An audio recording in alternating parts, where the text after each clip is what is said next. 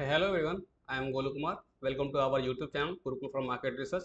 आज के इस वीडियो में हम बात करेंगे why to invest in stock market. Stock market में क्यों इन्वेस्ट करें, उससे पहले आइए हम जानते हैं इन्वेस्टमेंट के बारे में। इन्वेस्टमेंट होता क्या है। जब हम पैसा किसी भी चीज़ में, किसी भी वस्तु में हम लगाते हैं और कुछ समय के बाद उस चीज़ की वैल्यू इंक्रीज कर जाती है, that is called investment. Investment करने का पर्पस ही हमारा ये होता है कि आज हम किसी चीज़ में अगर 100 रुपये इन्वेस्ट कर रहे हैं, लगा रहे हैं, तो कल होके 1 साल 2 साल के बाद उस चीज़ की वैल्यू 100 रुपये से बढ़ करके 105 110 120 रुपये हो जाए, दैट इज कॉल्ड इन्वेस्टमेंट। जैसे कि पुराने समय में हमारे पापा मम्मी इन्वेस्ट किया करते थे। काफ़ी हर किसी के फादर्स इन्वेस्ट करते हैं, पेरेंट्स इन्वेस्ट करते हैं। जैसे लैंड में वो इन्वेस्ट किया करते थे, ज़मीन खरीद लिया करते थे। तो डिपेंडिंग अपॉन जैसे जैसे टाइम हॉरिजन बढ़ता चला जा रहा है, पॉपुलेशन इंक्रीज करती चली जा रही है, तो लैंड की जो डिमांड है वो बढ़ती चली जा रही है। हर किसी को घर चाहिए, हर किसी को ज़मीन चाहिए, तो उसकी कीमतें अप्रिसिएट हो रही हैं, वो इंक्रीज करते चली जा रही हैं। उसके अलावा दूसरा हमारे पास ऑप्शन हुआ करता था इन्वेस्ट करने का लैंड के अलावा, कैटल्स में। हम काउज, बफेलोज ये सब खरीदा करते थे और उसमें इन्वेस्ट किया करते थे। उससे भी रिटर्न्स निकला करते थे। उसके बाद प्रीशियस मेटल्स, हर किसी के घर में ये सोना सब लोग खरीदते हैं, ताकि सोने की वैल्यू जो है वो depending upon the time, 1 year 2 year 5 year 10 years के बाद वो इंक्रीज कर जाती है। यानी कि इन्वेस्टमेंट करने का मतलब कि हम कोई भी ऐसी चीज़ खरीदें जिसमें आज की वैल्यू और आने वाले समय 4 साल 5 साल के बाद की जो वैल्यू हो, वो बढ़ी हुई वैल्यू वहाँ पे रहती है, वो इंक्रीज कर जाती है वो वैल्यू। जैसे जैसे समय आगे बढ़ता चला, टेक्नोलॉजी आई, और टेक्नोलॉजी के साथ साथ हमारे पास फाइनेंशियल अवेयरनेस, एजुकेशन का, फाइनेंशियल एजुकेशन का अवेयरनेस आ गया। तो लोगों ने इन सब लैंड, कैटल्स और गोल्ड सिल्वर के अलावा भी लोगों ने इन्वेस्ट करना स्टार्ट किया। और क्या चीज़ में, स्टॉक्स में। लोगों ने स्टॉक्स में इन्वेस्ट करना स्टार्ट किया, यानी कि कंपनी के शेयर्स खरीदने में लोगों ने पैसा लगाना स्टार्ट किया, कंपनी का शेयर्स। अब इसका होता क्या है, इसमें खरीदते कैसे एक्चुअली कंपनी के शेयर्स को। तो स्टॉक खरीदने का जो हमारे पास तरीका है, वो है, सबसे पहला तरीका है by the form of equity. यानी कि इक्विटी के फॉर्म में हम स्टॉक्स को बाई कर सकते हैं। इसका बेनिफिट क्या है, जब आप इक्विटी बाई करते हैं तो आपको उस कंपनी की ऑनरशिप आ जाती है आपके पास। जितना भी आप रुपए का आप स्टॉक बाई करेंगे, उतने परसेंटेज से आप उस कंपनी के मालिक बन जाते हैं। बेनिफिट क्या है इक्विटी खरीदने में, हायर रिटर्न्स। कंपनी जितना ग्रो करेगी, आपके इक्विटी की वैल्यू उतनी ज़्यादा बढ़ जाएगी। हालांकि स्टॉक्स रिस्की बहुत होते हैं ड्यू टू मार्केट वॉलेटिलिटी का, क्योंकि इसमें बहुत ज़्यादा होती है। और मार्केट वॉलेटिलिटी डिपेंड बहुत सारे फैक्टर्स पर डिपेंड करती है, जैसे कि आरबीआई इंटरेस्ट रेट पॉलिसी जो हर 3 महीने पे आती है, रिसेशन, मंदी का दौर, गवर्नमेंट की पॉलिसीज जिस सेक्टर पे आएगी उस सेक्टर पे वो स्टॉक अच्छा भी परफॉर्म कर सकता है, खराब भी परफॉर्म कर सकता है, डिपेंडिंग अपन की कैसा पॉलिसी गवर्नमेंट ने ला करके दिया है उस सेक्टर के लिए।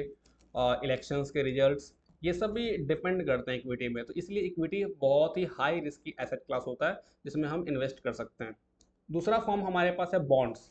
हम इक्विटी के अलावा बॉन्ड्स में भी इन्वेस्ट कर सकते हैं। बॉन्ड्स जो होते हैं वो इशू किए जाते हैं गवर्नमेंट के द्वारा और बड़ी बड़ी कंपनियों के द्वारा, जिसका क्रेडिट स्कोर बहुत बढ़िया होता है, वो लोग इशू करते हैं। यानी गवर्नमेंट अगर बॉन्ड इशू कर रही है उसको हम बोलते हैं गवर्नमेंट बॉन्ड, और अगर कंपनी इशू कर रही है बॉन्ड्स को तो उसको हम बोलते हैं कॉर्पोरेट बॉन्ड। ठीक है।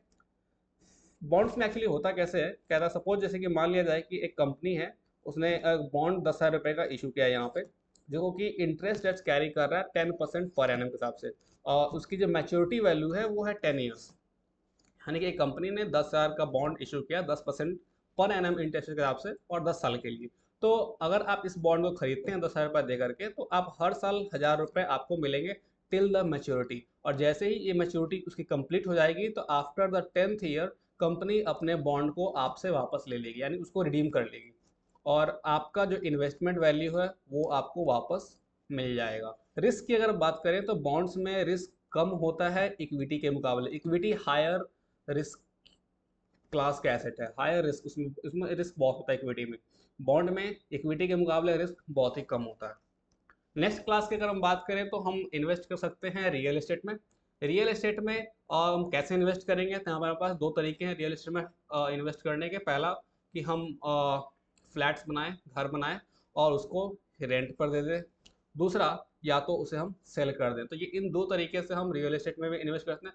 बहुत सारी ऐसी कंपनियां स्टॉक मार्केट में जो रियल एस्टेट में काम करती हैं, तो आप डायरेक्टली अपना घर बना करके रेंट पर या फिर सेल ना करके आप उस कंपनी के शेयर्स बाई करके भी आप रियल एस्टेट में इन्वेस्ट कर सकते हैं। तो यहाँ पे बहुत सारे तरीके हैं रियल एस्टेट में इन्वेस्ट करने के। फिर हमारे पास आता है सबसे फेमस पॉपुलर, जो हर कोई करते आ रहे हैं बहुत सालों से, बहुत समय से, जिसका नाम है एफडी, यानी फिक्स डिपॉजिट, जो हम बैंक में करते हैं। यानी कि ये सबसे सिक्योर अभी तक माना जाता है, और जिसमें बैंक अभी करेंटली 7.25% पर एनम आपको इंटरेस्ट देती है आपके एफडी के ऊपर में। हाईएस्ट इंटरेस्ट रेट यही चल रहा है हार्डली। तो एफडी सेफर होता है, स्टॉक्स के मुकाबले तो बहुत सेफ होता है, और बॉन्ड्स के मुकाबले भी बहुत सेफ होता है।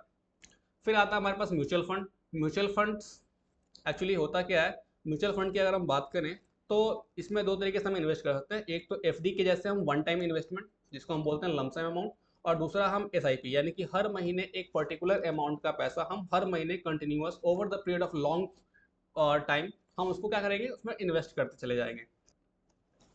जैसे एसआईपी, सपोज आपने मंथली एसआईपी करी और आपने 1,000 रुपये की करी, तो आप 1,000 रुपये की एसआईपी हर महीने आप डालते चले जा रहे हैं किसी म्यूचुअल फंड में। बहुत सारे तरीके के म्यूचुअल फंड होते हैं, बैंक्स के म्यूचुअल फंड भी होते हैं और डायरेक्टली म्यूचुअल फंड भी होते हैं। तो आप डालते चले जा रहे हैं, 10 ईयर्स के बाद उसकी वैल्यू इंक्रीज कर जाएगी अकॉर्डिंग टू वो मार्केट कैसा परफॉर्म कर रहा है, वहाँ पे वो म्यूचुअल फंड के रिटर्न्स कैसे हैं। तो रिटर्न्स की अगर बात करें तो एफडी के मुकाबले रिटर्न्स ज़्यादा होते हैं म्यूचुअल फंड में। और ये इसमें एक बेनिफिट ये है कि आपका जो पैसा है वो मैनेज किया जाता है क्वालिफाइड प्रोफेशनल्स के द्वारा। म्यूचुअल फंड में आप अपने पैसे को, जब आप स्टॉक्स बाई करते हैं तो आप अपने पैसे को खुद मैनेज कर रहे होते हैं यहाँ पे। बट म्यूचुअल फंड में आप अपने पैसे को खुद मैनेज ना करके आप क्वालिफाइड प्रोफेशनल्स के द्वारा इस पैसे को मैनेज करवाते हैं, जो फंड मैनेजर्स कहलाते हैं। और इसमें समय भी बहुत कम लगता है, आपको पूरे समय मार्केट में इन्वॉल्व रहने की जरूरत नहीं होती है।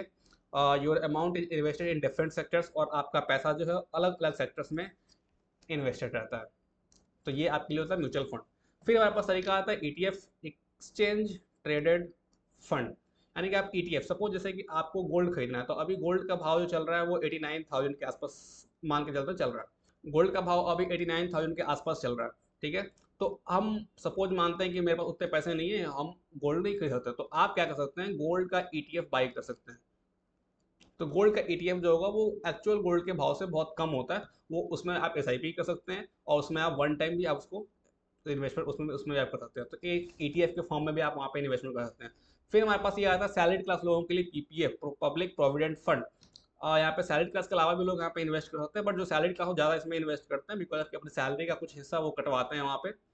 जब उनकी सैलरी बनती है तो कंपनी वहाँ पे डिडक्ट करती है और वो पैसा पीपीएफ में जमा करती है, पब्लिक प्रोविडेंट फंड में। और जितना पैसा एम्प्लॉय का कटता है, ऑलमोस्ट उसके बराबर या उससे थोड़ा सा कम एम्प्लॉयर भी पैसा अपना इन्वेस्ट करती है सेम उसी फंड में। तो ये भी आपके लिए एक बहुत बढ़िया इन्वेस्टमेंट का तरीका हो सकता है। तो डिपेंड करता है आप किस तरीके में इन्वेस्ट करना चाहेंगे। I hope this video will be informative for all of you, और अच्छा लगे तो आगे लाइक करें, सब्सक्राइब करें और आगे शेयर करें। और ये इन्वेस्टमेंट सीरीज की पहली क्लास है, और आगे नेक्स्ट क्लास में हम आगे यहाँ पे जानेंगे रिस्क और रिटर्न्स के बारे में। थैंक यू, तब तक के लिए bye bye, take care, have a nice day.